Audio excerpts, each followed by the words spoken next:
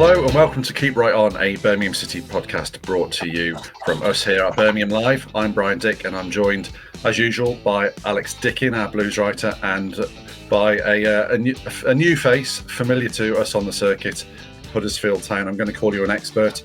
Stephen Chicken, thanks for joining us, Stephen. How are you doing today? Yeah, good, thank you. I like the sort of gradual evolution on our three names. Dick, Dicken and Chicken. It's. I think there's legs in this as a trio, to be honest. You've absolutely stolen my next line. That is uncanny. There was a lot of discussion as to whether we should call this a pod with two dicks, which got vetoed. But there's absolutely legs in it. I agree. Stephen, before we start, we've obviously brought you on here for your insight into Huddersfield and the upcoming game at the weekend, which will take place at the John Smith Stadium between Blues and Huddersfield. Tell us where we can find your stuff, please. Yeah, so I'm at weareterriers.com. It's an independent, it's a Substack basically for Huddersfield Town. A lot of it is paywalled, I should warn your readers, but some of it is not. So if you're interested in the injury news and things like that, then you'll be able to access that free of charge. But yeah, it's after leaving Yorkshire Live, it was a way of keeping the coverage going of Huddersfield. Yeah, indeed, and no doubt many of you will discover this over the coming minutes. Stephen's one of the most insightful reporters on the circuit as well, so really lucky to have him here. Anyway, should we kick this support group off? We've obviously got Stephen on here to talk about the game at the weekend. It's a big match. It could potentially be decisive for some of the participants. Stephen's done the permutations. What's on the line on Saturday, mate? Yeah, I've obviously looked at it from a Huddersfield angle, but from our point of view, if Huddersfield lose it, they are relegated, and it's as simple as that. It's less straightforward for Birmingham, but it's absolutely a must not lose for Huddersfield first and foremost.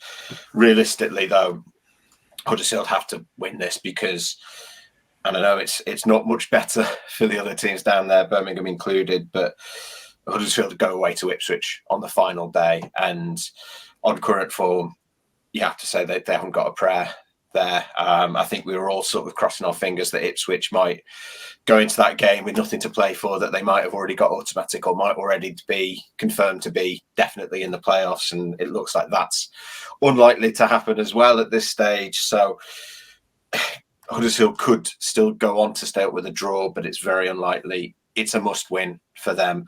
I think for Birmingham, obviously, there's a good chance it goes to the final day, regardless. Is it even certain, Brian? Have you looked into this? Yeah, Alex, I think I'm right in saying that Blues cannot go down or get safe on Saturday. Is that right? Or can they go down? There's a small chance they go down. So if Huddersfield beat Blues, Blues would still be on 46 points. Then if the three teams directly above Blues, Sheffield Wednesday, Plymouth and Blackburn, all recorded wins, then that would send Blues down. Right. Yeah, I think a draw would be the same as well. I think. Yeah, but that's quite a slim chance. Yeah. Blues. I think Blues are still just about clinging on with a draw because of the goal difference. But yeah, a defeat and 3 wins for those teams send them down. So it kind of feels, I think I'm right in saying, from the Blues' point of view, that it's going to be going to the last day. Pretty much not certain, but pretty much more likely than not. And as Stephen said, for Huddersfield, it is pretty much do or die. So Stephen, we've got you on here for your Huddersfield insight. Alex and I have talked ad nauseum for months now about why it's going wrong at Blues. What have been the contributing factors to why Town find themselves in this situation?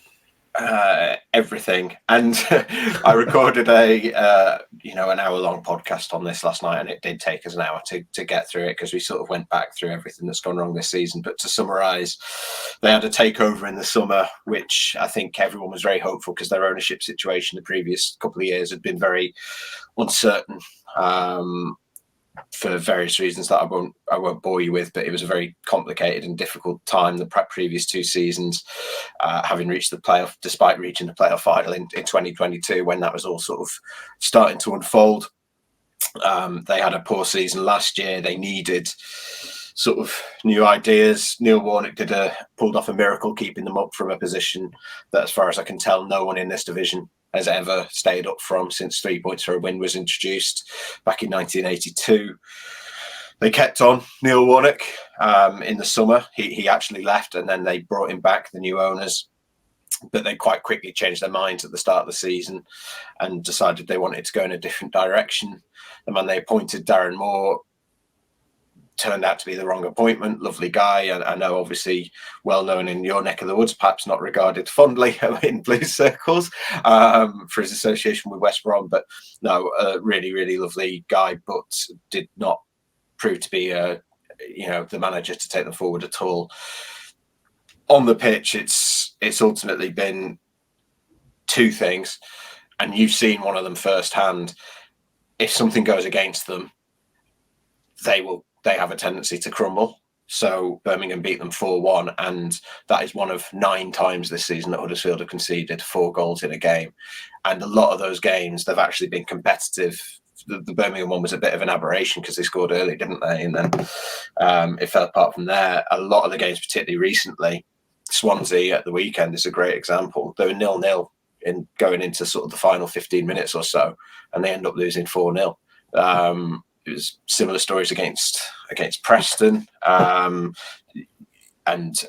Coventry, and conceding so many late goals because of, I think, a combination of fitness and mental issues. They're under new management now. They got rid of Darren Moore sort of back into January, and after a few games under caretaker management with John Worthington, who's the former player and academy manager now, they actually had a very positive spell under John Worthington, got a few wins, and gave Southampton a really, really good game at a time when Southampton hadn't lost for months, kind of thing. They've brought in Andre Breitenreiter, who's a Swiss title winner. He's won promotion in the German second tier twice. His CV is probably better than anyone Huddersfield have ever appointed in their history, in truth. But he's been unable to sort of get them going because all the same issues that have been there all season have continued. And even on the days where they're not so bad and they're not conceding 4, they just draw so many games. They've had 13 1-all draws this season. And at the start of the year, we were saying that's the issue. It's, they need to turn those draws into wins. And now it's kind of reached the point where it's like, they need to stop losing 4-0 and 4-1. So, yeah, they're not in a good place at the moment. Obviously, Saturday, losing to Swansea, knowing who we've got on the final day, it was kind of a must-win game. So to not just lose, but lose in the manner that they did, I think everyone is now expecting that it's inevitable at this point, regardless of Saturday's result. You've preempted my next question there, Stephen. I'll ask the same question to Alex about Birmingham, but does it feel to you that Huddersfield are broken now? Or is there fight in the terrier yet? I'm not too sure. The disturbing thing sort of on Saturday was they sort of briefly kept going after they went 1-0 down, and Danny Ward hit the post, and it might have been a different story if that goes in. They'd missed other chances at 0-0, which again has been a major issue. They've got no creativity in that side whatsoever. They've got hard workers and a lot of grit. There's sort of unusually, I've covered a few Huddersfield relegation battles, and they're always reaching a point where people start questioning the players' effort, and that hasn't happened this year. I think everyone just can see that they're just not good enough. They've not got enough talent or creativity in the side, and that makes things very difficult for them. They're not clinical enough in front of goal. But as you say, the question about fight, after they went 1-0 down to Swansea, they kept going. Danny Ward hits the post, and then they go 2-0 down, and they just seem to give up, and it ends up going 4 very, very quickly.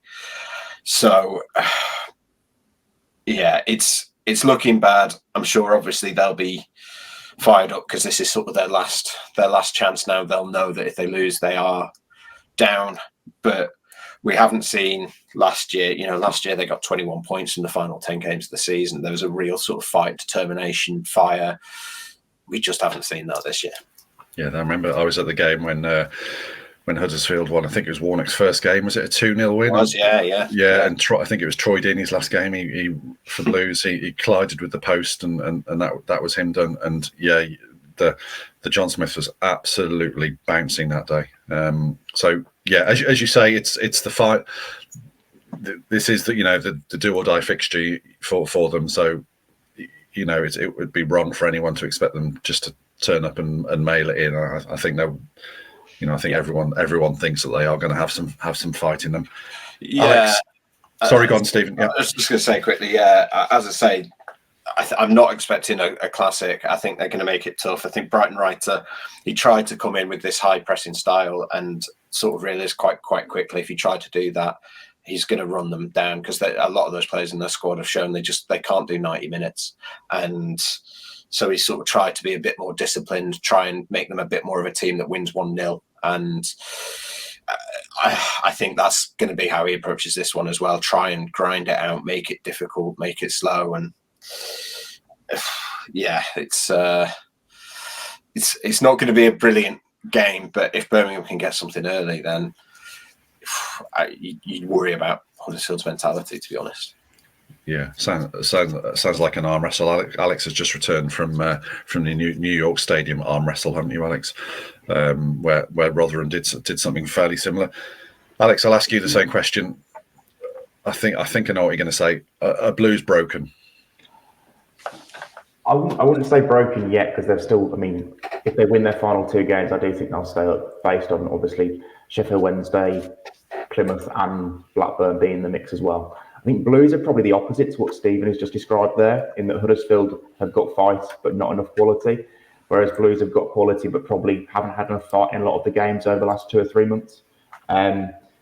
It could end up being a clash of styles. And before we came on, Brian, I was debating whether to put Mark Roberts back into my 11. And based on what Stephen's described there, and that Huddersfield do have fight and do have potentially physicality, as we saw in the first game between the 2 teams, Mark Roberts might be a decent bet as somebody to come into the 11. But as far as Blues being broken goes, I mean, I think there are a lot of things this season that have pointed towards relegation. Going back to that decision not long after that Huddersfield game when Blues sacked John Hewson and replaced him with Wayne Rooney.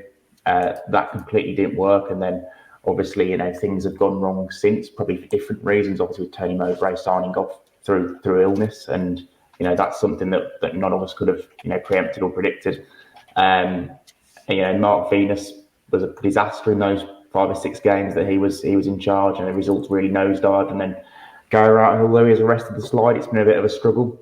Blues haven't quite gotten over the traits that really hindered them under Venus. The one thing that does give me a little bit more confidence than I think Stephen's got is that Blues have been able to keep clean sheets recently, and they've looked okay defensively under Gary Wright. I think 3 clean sheets in 6 games. So if they can keep a clean sheet on Saturday, we know they've got the quality to go and score a goal at the other end. Yeah, Stephen, what kind of formation? You've talked a little bit about the approach and it maybe being quite conservative. What kind of formation and sort of what they do with the ball can we expect from Town? Yeah, they try and keep things quite simple, as I say. I think Brighton Writer is very much a counter-pressing manager. He tried, his preference, and he won the Swiss League title playing sort of high-octane, 100 miles an hour, kind of like Jurgen Klopp or David Wagner did at Huddersfield as well. And as I say, tried to do that and then a step back from that, because I think he's realised he's just running them into the ground. They could do it for 70 minutes and then they've got nothing. So I think he's trying to get them to do a bit more over 90 minutes. So he's stripped it back. He's made it simple. They're not like complete part. They are not a park the bus team. I wouldn't say that they're very trying to play quite a straightforward way. He's switched recently from a sort of a 3-5-2 or 3-4-1-2 to a 4-2-3-1. He likes to have Jack Rodoni at number 10. You will see out off the ball, it will probably turn into a 4-4-2. And the creativity, because they've got nothing through the middle. They've got really no sort of ball playing midfielders. They've got a lot of ball carriers and tacklers, but no real sort of ball player who's going to play that, split a defence with a through ball, unless he puts Ben Wiles in. But I think that's unlikely. He's had a poor season, unfortunately. So he looks to create for creativity from the flank. Sorba Thomas is going to be obviously really key. He is on Saturday. There was a lot of apathy after the game.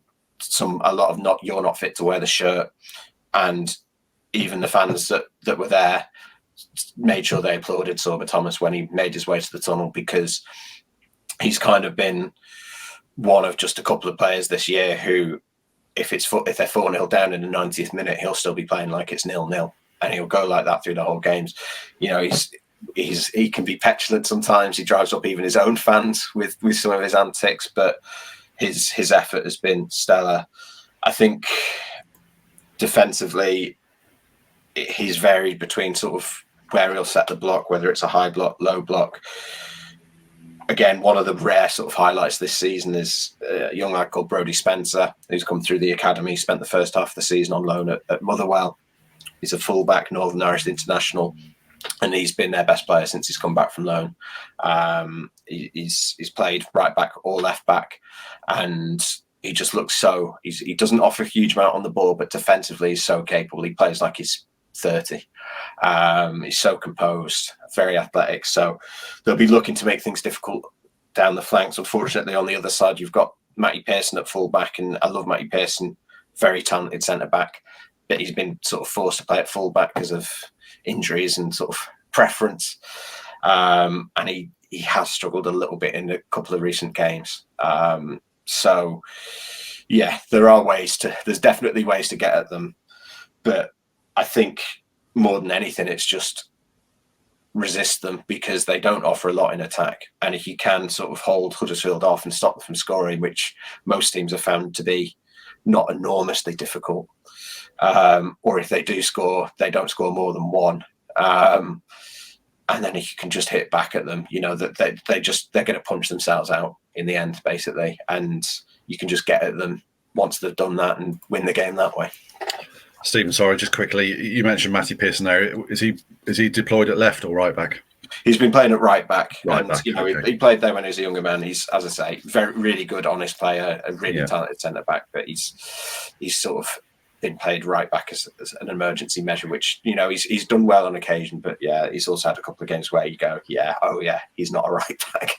Yeah, because I asked that question because Alex and I are going to kick around our ideal 11s, and I think certain players would potentially, we may want a Dembele going at a makeshift right back or something like that. So that's interesting. Two final questions, please, Stephen. Where are Huddersfield with set pieces? And do that one first. Yeah, because Blues set pieces have been pretty limp this season. Yeah, it is one of their strengths. Sort of since the past few years, Sorba Thomas, who I've already mentioned, is exceptional on set pieces. His numbers are really, really impressive, and so many of their goals this season have come from his set pieces, as has been the case for since he's come into the team in 2021. He doesn't nail all of them. There'll always be a couple every game where he calls it straight out for a corner or hits the first man. But when he gets it right, they're absolutely spot on. He says it all that their top scorer this season is Michal Helek with 9 goals. He's a centre back. I think without Sorba Thomas's goal, Sorba Thomas's goals, when I added it up, has been worth about 12 or 15 points to them. His set pieces, I should say, have been worth about 12 or 15 points to them this season. They rank. One of the few stats where you can actually find Huddersfield rank among the top teams. Have scored 13 from set pieces this season, which is there's only 5 teams that have scored more from dead balls, but they're not brilliant defending them. Right. They're pretty average at defending them, to be honest. Okay, come in, Mark Roberts. Your all is forgiven.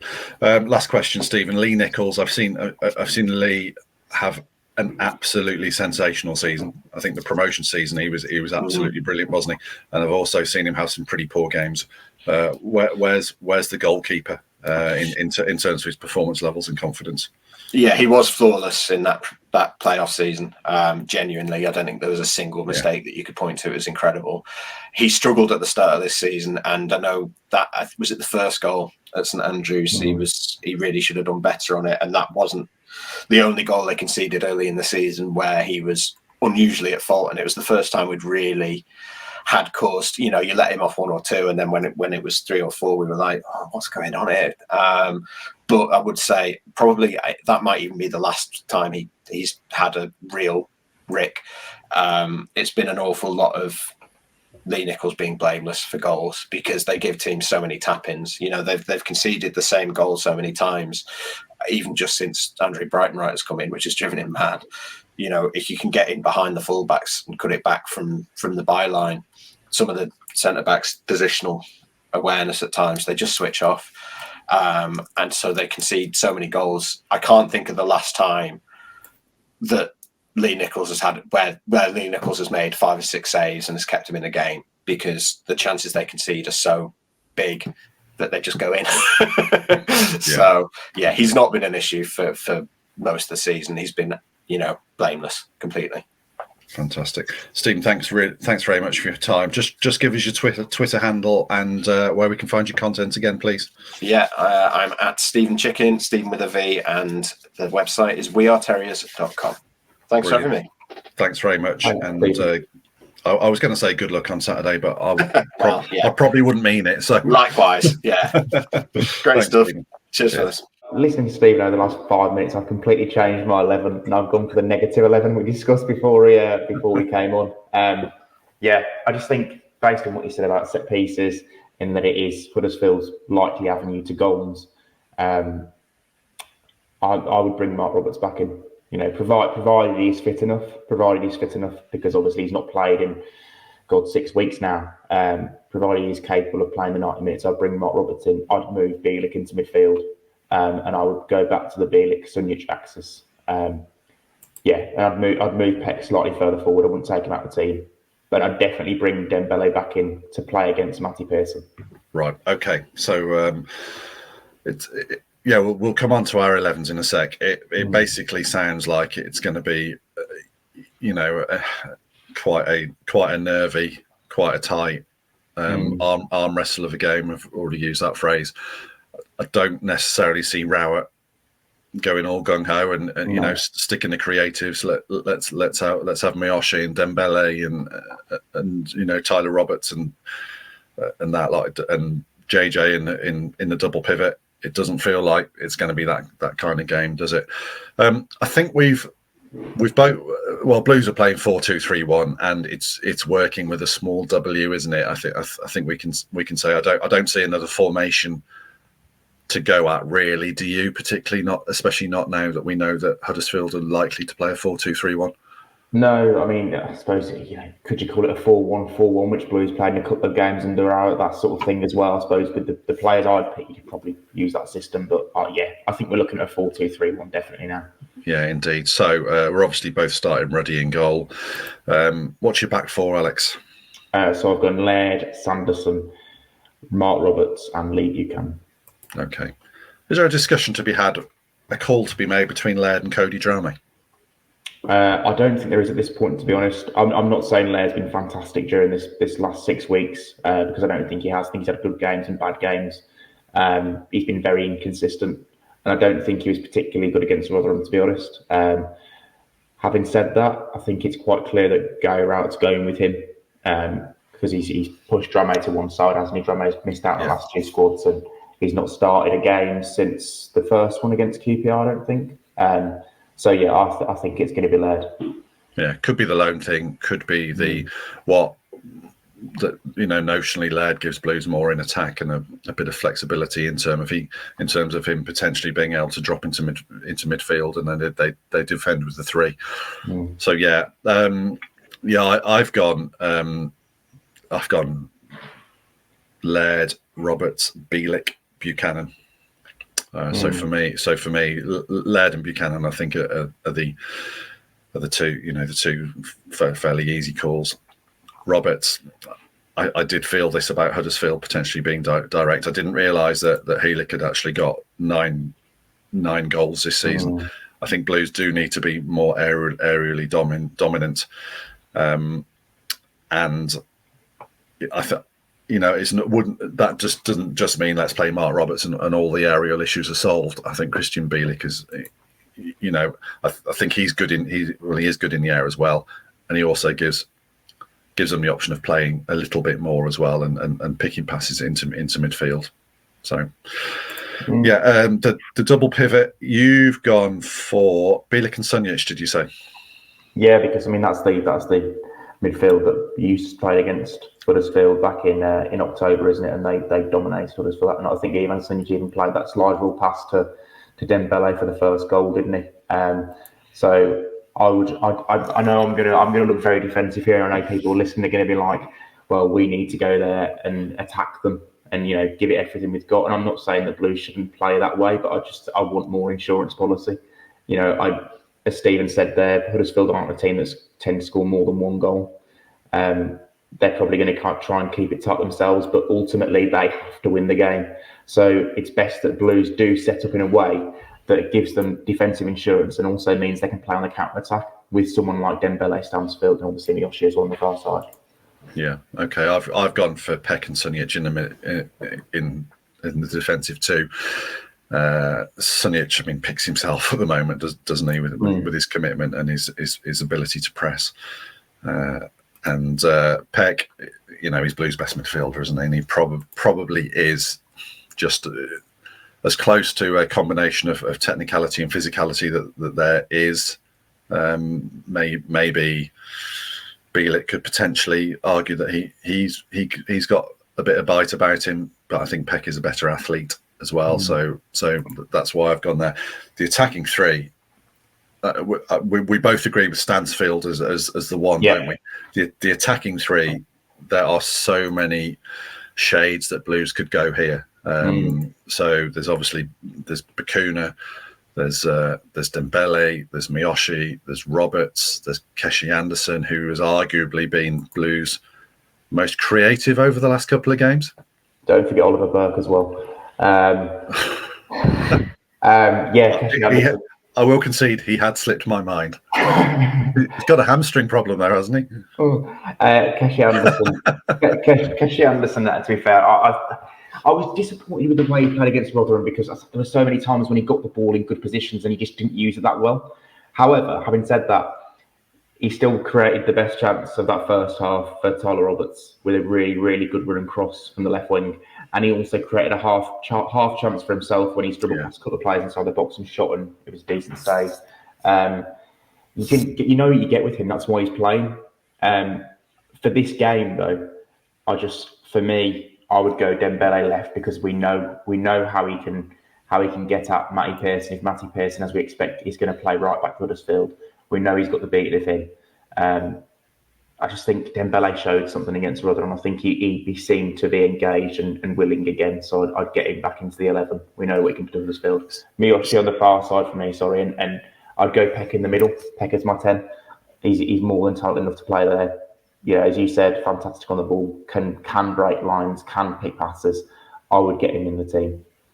And then with Peck as the 10, it does give you the opportunity to make it a 4-1-4-1 if he moves in alongside Sunjic and Bielik sits as the holder, doesn't he? So yeah, I can see that. It does feel defensive, if I'm honest. I've gone Miyoshi, Roberts, and Dembele. Having just said, I concede I'm torn about Keshi Anderson because not only do I feel he has more idea of what he's trying to do than many of the other players in those positions. I think defensively, he's quite conscientious defensively as well, isn't he?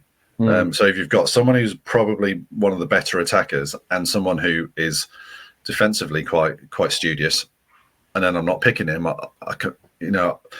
can't get my head, can't really square that. I've gone for Miyoshi, but I'm wondering if Anderson could play on the right. Is that even possible, do you think? Yeah, I think Miyoshi will definitely play, but you could play Anderson as a 10. Played that role at the start of the season, didn't he? Yeah. So yeah, as I said, I've gone Miyoshi, Roberts, and Stansfield. Miyoshi, Roberts, and Dembele. Sorry, Roberts, because I think he is the one that most naturally gets up alongside Stansfield and gives him support, another body around him. What we don't want is Blues trying to whip balls into Jay Stansfield, and he's literally alone against two or three centre backs in in the middle of the penalty box. We've seen that happen too often, and Blues need to be better than that. So we saw against Coventry the link up between Roberts and Stansfield was pretty good. Didn't work at Rotherham, did it particularly? No, not really. They didn't really get close enough to each other, to be honest. I thought Roberts was quite poor. Stansfield was okay. He's one of Blue's better players. You can see how he fights and how he works, especially in that second half. He came closest for Blues. But yeah, the link up between them wasn't there, and it has been in like 3 or 4 games when they started together, but it wasn't there on Saturday. Yeah, but we've both gone for Dembele, so we're quibbling about the 10. Really, is about it. But we've both gone for Dembele. It would be quite the coming in from the cold if Siriki Dembele were to play a significant role in keeping Blues safe. Blues need battlers, and if Dembele were to come off out from the fringes and end up playing that role, that would be a good piece of management by Gary Rowett, and a credit to Siriki Dembele as well. Yeah, I just think in the last week or two, Rowett has warmed to Dembele. Obviously, he left him out the first 3 games was on the bench. He brought him on at Leicester and he was ineffective. And then he dropped him completely for the game against Cardiff and then brought him back into the fold. And he played him on Saturday at Rotherham as a substitute for only 10 or 15 minutes, but Dembele was actually quite good. He carried the ball better than any other Blues player. He actually, got past players, beat players, committed players, and Rowett praised him after the game. So, it's probably kind of just making me believe that maybe he will look at that and look at what Dembele did against Huddersfield back in October and think, you know what, if we can create the right 11 around him with the right structure to give him some freedom on the left wing, then he can cause some problems. Yeah, indeed, and useful from set pieces as well. No, in terms of putting the ball in the box. I thought that was a joke. No, get him in the head across. Keep Blues up. That's what he wants. Knocking Michael Healick out of the way to thunder in a header from the penalty spot. No, I was thinking of being slightly closer to the corner flag, but or indeed, any free kicks that Blues get around that area. We know what we've discussed with Stephen. What's at stake. It feels like it's going to the last game again at home to Norwich. It is, for me, though, the biggest game in many years. This one, I have run through. Before we came on, I did do a bit of a run through of previous seasons as to how close have Blues been in this, to the trapdoor as they are now. They don't often find themselves in the bottom 3 at this stage of the season, even in the previous relegation scraps. Last season, John Eustace had everything under control, didn't he? Yeah, 3 games to go, wasn't it? Yeah, so there was never any real issues there. The season before, Lee Bowyer's team tailed off badly. I remember getting that terrible 6-1 loss at Blackpool. But because of points deductions, Blues are never really in trouble that season. Points deductions to other clubs. 2021, going back to the season that Ita Karanka started. Now, I think Karanka's Blues would have gone down because he just wasn't finding answers. But then Bowyer came in with 10 games to go and got them safe with 2 to play. The COVID season, they only stayed up on I think I'm right in saying they only stayed up on the last day of that season. Although once Pep Clotet got sort of clocked off after the resumption, I think they effectively sorted it with a couple of games to go when Lukas Djukovic scored a late goal against Charlton to relegate Lee Bowyer's Charlton. Season before that, Gary Monk had them for the whole season and ended with a 7-game unbeaten run. So now we're going back to 2019 now. 2017, 2018 was the Redknapp Cottrell season. That for me is the one that feels most like this season. The sort of the lurching from issue to issue. And manager to manager as well. Yeah, they did. They stayed up that season. Monk had 11 games to go when he came in. He won 5 of the last 9. And yes, they stayed up on the final day with that win against Fulham. But they actually started that day 2 places and points outside the bottom three. So the point I'm making there is I feel this situation is a little bit more white knuckle than that one. And then we're back to 2016, 2017, which is the Rowett, Zola and Redknapp season. Again, Blues didn't start the final day at Bristol City in the bottom three, but Forest and Blackburn won that day. So Blues had to win against Bristol City. So now we're talking May 2017, and I don't think this Huddersfield game is as big as the one against Bristol City on the last day of that season. It feels, coincidentally, like the penultimate game of that season of May 2017, or it might have just have been end of April 2017, when David Wagner bought Huddersfield to St Andrews and made 10 changes. So, we are talking about potentially the biggest game in 7 years here. Yeah, I was thinking that exactly that because it was ended 2-0, didn't it? Blues won 2-0. That's right. And got themselves out of the bottom three going into the final day. Is that correct? That's right. Yeah. Yes, they weren't in the bottom three on that final day. They had Shea Adams sent off that day and then successfully appealed it, and he scored the winning goal against Bristol City. And just it shows how cyclical football is. David Wagner is bringing Norwich City to St Andrews on the final day of the season, which is going to be a live fixture, we think. And he won't be able to make 10 changes because the EFL, immediately after he did that with Huddersfield, the EFL changed the rules. So he's hoist on his own petard. I think that's the definition of that. So just bring it to a close, Alex, how comfortable are you with what's unfolding and what could unfold in the next couple of weeks? Oh, I'm not comfortable at all, Brian. When I was doing the permutations yesterday and everything that could happen, the points totals that Blues could get from here, I initially thought 49 would do it, but now I look at 49. That means that Plymouth don't get another point because their goal difference is far superior to Blues, and Sheffield Wednesday only get 2 more points, and I genuinely think they've got another win in them. When they're playing West Brom at home, West Brom, I know they've played well against Leicester, but their form has been indifferent in the last probably 6-7 games. And then Sunderland away. Sunderland is the fixture that every Championship team has wanted for the past 3 or 4 months, because they've been so poor since Mowbray left. So I genuinely think we're talking another 50 points plus now.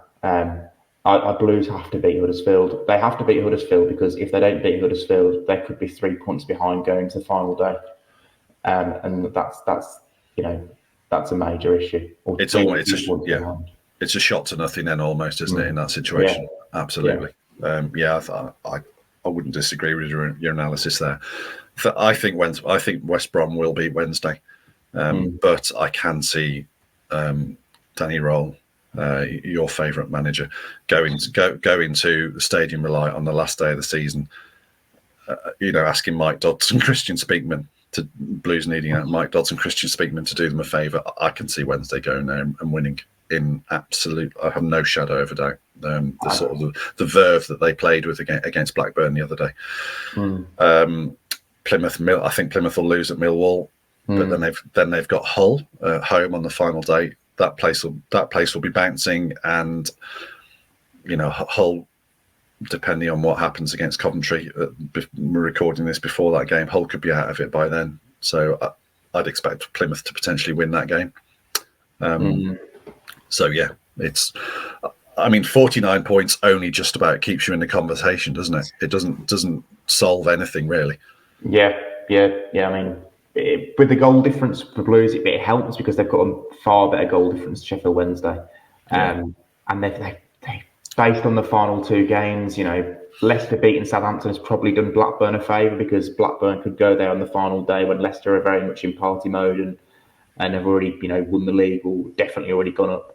A lot's actually riding on I know we recorded it beforehand, the Coventry City Hall game, I think. Yeah. Because that they both are involved in this. They play teams that are down at the bottom in the final 2 matches. So I'm not sure who I'd rather win, or whether it's a draw keeps them. But then again, a draw doesn't keep either of them alive, really, does it? Because they've both got to catch Norwich and both need wins. I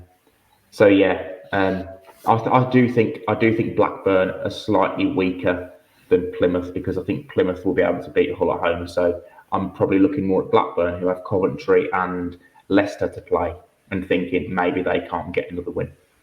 And the league's leading scorer in their side. So, yeah. Alex, thanks a lot. Been interesting. Hope you've enjoyed Stephen Chicken's insight into Huddersfield Town and our thoughts about just how big a game this is for Blues. As I say, absolutely huge this weekend. Alex, you'll be up there at the John Smith Stadium. Really hope it goes well for you and the travelling Blue Noses. Thanks for listening. Hit subscribe if you haven't already. I do appreciate your interest. And it's a keep right on from both of us.